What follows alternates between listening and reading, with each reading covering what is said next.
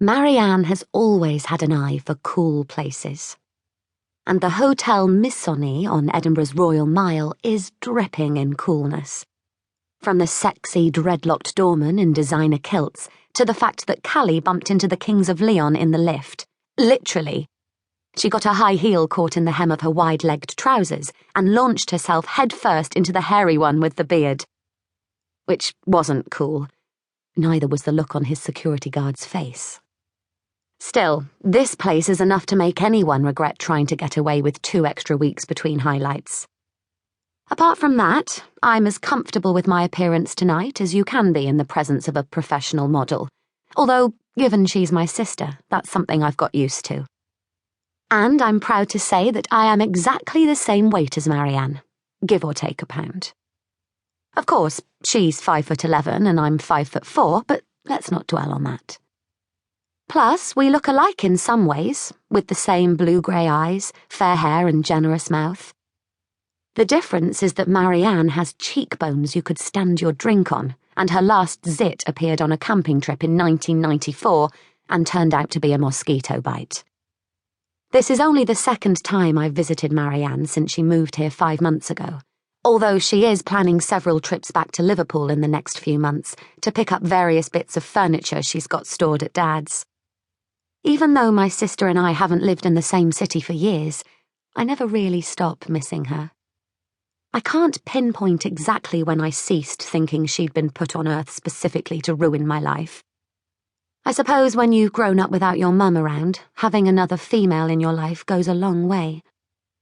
Dad did an amazing job of raising us, but he isn't the sort of man in whom you'd confide about the issues that vex girls when growing up.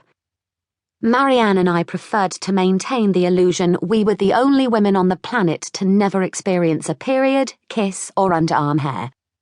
I suspect we were all happier with that setup. I can't wait to show you round the city, my sister tells us, crossing her ludicrously long legs. We'll do the castle in the morning, then climb up Arthur's Seat, then we'll go shopping in Princes Street. I only wish Brian wasn't away this weekend too. He'd had to take his mum to visit relatives in Aberdeen last time I was in Edinburgh. Emma, I'm dying for you to meet him. Brian is Marianne's new boyfriend, and although I haven't met him yet, I already know this much. I can't quite understand her enthusiasm for him. Obviously, I'm happy that she's happy, if she is happy. But my worry is that living here with Brian is the complete antithesis of the life she had in London. A life she adored, and who wouldn't? 2 years ago, Marianne had a glamorous career, a devoted man, and a trendy Primrose Hill apartment. She was like Gwyneth Paltrow without the probiotic jumpers and cabbage crisps. Her fabulous lifestyle was unrecognisable from the world she'd left behind as a gawky teenager when she was spotted aged 17 by a scout at the clothes show live. But she seemed to slot in effortlessly, and retained one obvious reminder that she'd never forgotten her roots. Do you ever hear from Johnny these days, Marianne? Asks Thasha. Callie glances at my sister to see if our friend has put her foot in it, but Marianne shrugs, only slightly awkward. He's still a Facebook friend. He's doing well from what I hear. Marianne was 22 when she started dating Johnny Farndon, on whom I, Asha, and Callie, especially Callie, had a crush while we were at school. Marianne had never actually spoken to Johnny in those days, but she bumped into him while home at Christmas in 2003 and quickly discovered he'd lost none of the self-effacing charm that had made girls' knees buckle when he was 16. He adored her from the start of their romance. It was obvious. Within months, he'd left Liverpool and followed her to London, where, over the next few years, he became involved in various bar and restaurant businesses.